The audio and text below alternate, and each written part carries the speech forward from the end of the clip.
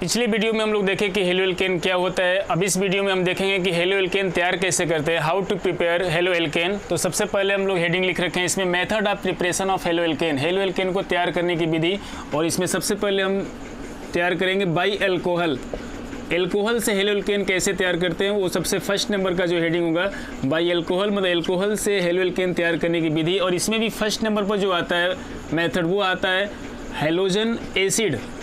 Halogen acid से हम लोग कैसे हेलो एल्केन तैयार करेंगे वो इस वीडियो में हम पढ़ेंगे सबसे फर्स्ट नंबर पर। तो हैलोजन एसिड का मतलब होता है, सबसे पहले हम ये जानेंगे कि what is the halogen acid. तो हैलोजन एसिड का मतलब ये हुआ कि यहाँ पर HX लगा देंगे।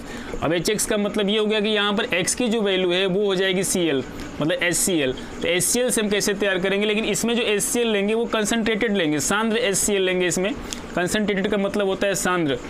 और सबसे पहले हम यहाँ पर इसका फॉर्मूला लिखेंगे, किस तरीके से इसको हम प्रिपेयर करेंगे। ये ले लेंगे, एक R ले लिया इसमें, और यहाँ पर मान लो आपका एल्कोहल में OH हो गया। अब इसका रिएक्शन कराएंगे हम प्लस का HX के साथ। HX का मतलब हो गया आपका हैलोजन एसिड। जब दोनों रिएक्ट करेंगे with the presence of anhydride, यहाँ पर लिखेंगे एनहाइड्राइड ZnCl2, इसकी उपस्थिति में रिएक्शन करता है ये। जब ये दोनों आपस में रिएक्शन करेंगे यहाँ पे, तो ये जो H है, ये वाला जो H है वो OH के साथ रिएक्ट कर लेगा। ये R, ये दोनों आपस में एक साथ कंबाइन हो जाएंगे, और ये दोनों आपस में एक साथ कंबाइन हो जाएंगे, मतलब RH तो एक साथ कंबाइन हो गया, RH, और प्लस में यहाँ पर OH और H दोनों मिलकर क्या बना देगा, H2O बना देगा, वाटर बना देगा। अब ये हो गया आपका एल्कील हैलाइड या हेलो एल्केन इसको बोल सकते हैं। ये हो गया एल्कील हैलाइड, एल्कील या एल्काइल हैलाइड भी बोलते हैं इसको, या इसको हम लोग बोल सकते हैं एल्काइल हैलाइड। और ये जो है वाटर का फार्मूला है, ये वाला वाटर का फार्मूला हो गया। अब सबसे पहले मान लो एक एग्जांपल लेते हैं इसमें, जैसे सबसे पहले एग्जांपल में हम ले लेंगे जैसे CH3 CH2 और यहाँ पर OH, ये हो गया मेथिल एल्कोहल। अब इसका रिएक्शन यदि हम लोग HCl से कराते हैं, मान लो HCl से करा दिए with the presence of anhydride ZnCl2, तो जो हमारा प्रोडक्ट मिलेगा, जैसे यहाँ पर ये वाला दोनों आपस में कंबाइन हो जाएगा, OH और H, ये दोनों साथ में हो गया, ये दोनों मिलकर साइड में लिख लेंगे, यहाँ पर H2O बना लिया। और CH3 CH2, यहाँ पर CH3 CH2 और इसके साथ Cl आ गया। हम इसको बोल सकते हैं एथिल क्लोराइड। एथिल क्लोराइड का मतलब हो गया कि हम लोगों ने हेलो एल्केन बना लिया, ये हो गया एथिल क्लोराइड। इसमें क्या करेंगे, जैसे यहाँ पर प्रोसेस में एक चीज़ आ रहा है, इसमें एनहाइड्राइड ZnCl2। अब एनहाइड्राइड ZnCl2 का यूज किया है इसमें, जैसे मान लो यहाँ पर एनहाइड्राइड ZnCl2 है, इसका काम ये होता है कि पहले ये R रहा होगा, जैसे मान लो ये R है, ये जो हो गया एल्कील हो गया, ये R है ये, और ये आगे वाला जो है यहाँ पर OH है, OH, और हमने यहाँ पर आगे लिया है प्लस HX लिया था यहाँ पर HX।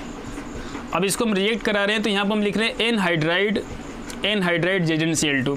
इसका यूज इसलिए करते हैं कि जैसे मान लो ये R है तो इसमें कार्बन है, और कार्बन है तो इसका मतलब कार्बन के साथ ऑक्सीजन का बॉन्ड रहा होगा, तो एक बॉन्ड जब ये ब्रेक होगा तभी तो नया बॉन्ड बनेगा। इसलिए इन दोनों के बीच में जैसे हम लोग ये यूज करते हैं जो एनहाइड्राइड ZnCl2 उत्प्रेरक का, कैटालिस्ट का यूज इसलिए करते हैं ताकि यहाँ पर जो कार्बन और ऑक्सीजन के बीच में जो बॉन्ड बन रहा है वो ब्रेक हो जाए, और वहाँ से ब्रेक होने के बाद हम लोग हेलो एल्केन बना सके। जैसे यहाँ पर CH3 CH2, ये R की वैल्यू है, R का मतलब हो गया एल्कील या एल्काइल ग्रुप बोल सकते हैं हम इसको। तो इसको ब्रेक करने के लिए, कार्बन और ऑक्सीजन के बॉन्ड को ब्रेक करने के लिए हम लोग इसका मेनली यूज कर रहे हैं एनहाइड्राइड ZnCl2 का। में एक नोट याद रखना है, नोट में ये याद रखना है हमें कि जैसे मान लो आपका जो एल्कोहल है, यदि वो 1 डिग्री है या 2 डिग्री है, 1 डिग्री या 2 डिग्री, यदि 1 डिग्री या 2 डिग्री रहेगा तभी हम लोग एनहाइड्राइड ZnCl2 का यूज़ करेंगे। जैसे हम लोग अभी कैटालिस्ट के रूप में यूज़ कर रहे थे एनहाइड्राइड ZnCl2। तो ZnCl2 एनहाइड्राइड का यूज़ तभी करेंगे जब हमारा जो एल्कोहल है 1 डिग्री का हो या 2 डिग्री का हो। मान लो आपके पास 3 डिग्री का एल्कोहल आ जाता है। 3 डिग्री का मतलब क्या होता है, जैसे मान लो यहाँ पर कार्बन है, इधर CH3 लगा दिया, एक CH3 यहाँ पर लगा दिया, और एक CH3 यहाँ पर लगा दिया, और यहाँ पर OH है। इसको हम लोग बोलेंगे 3 डिग्री एल्कोहल। क्यों बोलेंगे, क्योंकि हमारा जो एल्कोहल ग्रुप है, एल्कोहल ग्रुप से जो कार्बन अटैच है उस कार्बन से तीनों साइड में एक कार्बन यहाँ पर है, एक कार्बन यहाँ पर है, एक कार्बन यहाँ पर है, मतलब इसको हम लोग बोलेंगे टर्सरी एल्कोहल बोलेंगे इसको, टर्सरी एल्कोहल। तो टर्सरी एल्कोहल जब भी हम लेंगे, टर्सरी एल्कोहल में हम लोग कैटालिस्ट का यूज़ नहीं करेंगे, मतलब उसमें ZnCl2 का यूज़ नहीं करेंगे, उसमें सीधे हम लोग रिएक्ट करा देंगे। जैसे मान लो यहाँ पर मैंने ले लिया सीधे HCl ले लेंगे, यहाँ पर HCl ले लिया, क्योंकि हमें हेलोजन एसिड लेना है तो HCl ले रहे हैं। अब यहाँ पर क्या होगा, जब ये दोनों आपस में रिएक्ट करेंगे, लेकिन यहाँ पर हम कोई कैटालिस्ट नहीं लेंगे। मैंने आपको यही समझाया कि टर्सरी में इसका यूज नहीं करते हैं, केवल 1 डिग्री या 2 डिग्री में ही एनहाइड्राइड ZnCl2 का यूज करते हैं। अब यहाँ पर हाइड्रोजन और OH दोनों जब आपस में रिएक्ट करेंगे साथ में, यहाँ पर OH और H, तो ये बना देंगे वाटर, साइड में यहाँ पर H2 निकल के आ गया, और ये जो क्लोरीन यहाँ पर लग जाएगा इसके साथ में, तो ये हो जाएगा CH3। मैं नीचे लिखता हूँ यहाँ पर, यहाँ से मिटा के, यहाँ पर नीचे CH3, CH3, यहाँ पर CH3, और यहाँ पर जब यहाँ से OH हट गया तो यहाँ पर आ जाएगा आपका क्लोरो, तो यहाँ पर आ जाएगा क्लोरो ग्रुप, यहाँ पर लग जाएगा Cl और प्लस में H2O। कंबाइन करके इसको हम साथ में ये भी बोल सकते हैं कि ये CH3 जो 3 टाइम है, तो CH3 का ट्वाइस CCl, ये हो गया टर्सरी एल्कोहल, हो गया था टर्सरी एल्कोहल था, लेकिन टर्सरी एल्कोहल को हम यहाँ से हटा दिए और यहाँ पर क्या जोड़ दिए, क्लोरीन जोड़ दिए। तो क्लोरीन जोड़ने के बाद यदि हम इसका नाम लिखना चाहें, तो ये नाम लिखना चाहें तो ये कितनी बार मेथिल ग्रुप है, 3 बार है ये मेथिल ग्रुप, और यहाँ पर क्लोरीन है, तो इसको काउंटिंग करके इसका नाम IPAC में भी लिख सकते हैं, और उस तरह से साधारण पद्धति में इसका नाम भी लिख सकते हैं। वो अगले वीडियो में इसके बारे में हम देखेंगे। अब यदि हमें एल्किल ब्रोमाइड बनाना हो, एल्काइल ब्रोमाइड बनाना हो, तो उसके लिए हम क्या करेंगे, जैसे मान लो यहाँ पर एल्किल ग्रुप है, यहाँ पर OH है, और सोडियम ब्रोमाइड, इसका नाम है sodium bromide, NaBr, sodium bromide, और प्लस में सल्फ्यूरिक एसिड का भी रिएक्शन कराना पड़ेगा। और यहाँ जब दोनों रिएक्शन करेंगे आपस में, तो यहाँ बन जाएगा RBr, का मतलब हो गया एल्काइल ब्रोमाइड, या एल्किल ब्रोमाइड भी बोल सकते हैं हम इसको, alkyl bromide, alkyl bromide, alkyl bromide. और ये हो गया आपका सोडियम बाईसल्फेट,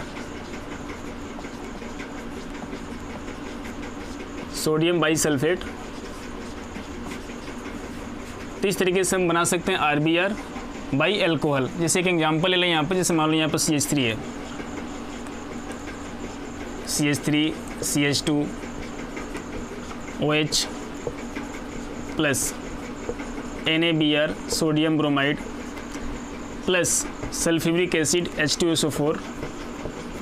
जब ये रिएक्ट करेगा, यहाँ पर रिएक्ट करेगा तो RBr, R की जगह पर क्या है, R की जगह पर है CH3 CH2, यहाँ पर CH3 CH2, इसको ले लेंगे हम यहाँ पर CH3 CH2, और यहाँ पर आ जाएगा Br, ये वाला ब्रोमीन जो है, ये Br जो है इसके साथ आ जाएगा CH3 CH2 के साथ, और यहाँ पर जो OH है ये OH, और इसमें से एक H निकल जाएगा, इसमें से एक H निकल जाएगा, और ये OH मिलकर क्या बना देगा, वाटर बना देगा। यहाँ पर वाटर मतलब H2O बना दिया, और जो यहाँ पर सोडियम बच गया ये Na, और एक हाइड्रोजन यहाँ पर बचा हुआ है HSO4, इसको हम लोग बोलते हैं सोडियम बाईसल्फेट, सोडियम बाईसल्फेट। इस तरीके से हम जब हमको एल्किल ब्रोमाइड बनाना हो, मतलब हेलो एल्केन के अंदर ब्रोमीन लाना हो हमें यहाँ पर, तो ब्रोमीन लाने के लिए हमें ये reaction ROH plus NaBr plus H2SO4 का रिएक्शन कराना पड़ेगा। और यहाँ से हमें ये ध्यान रखना है कि जो ये R है, R तो इसके साथ कनेक्ट हो जाएगा, तो ये हो जाएगा आपका RBr, मैंने पहले ही बता दिया, ये हो जाएगा RBr। और फिर यहाँ जो सोडियम बच गया, ये वाला सोडियम, यहाँ से एक HSO4 NaHSO4 ये कंबाइन हो जाएगा साथ में, तो ये बन जाएगा NaHSO4। और यहाँ से हमें एक हाइड्रोजन बचा हुआ, ये वाला हाइड्रोजन, 2 था इसमें, एक यूज़ कर लिए, एक हाइड्रोजन ये, और यहाँ पर OH है ये। अब ये दोनों साथ में कंबाइन होकर वाटर बना लेगा H2O। इस तरीके से हमारा रिएक्शन जो बन जाएगा, हम हेलो एल्केन को तैयार कर सकते हैं। हेलो एल्केन का मतलब यहाँ पर कौन सा मेथड था, बाई एल्कोहल, और यहाँ पर हमने क्या तैयार कर लिया, एल्किल ब्रोमाइड जो है, इस मेथड से हम तैयार कर सकते हैं।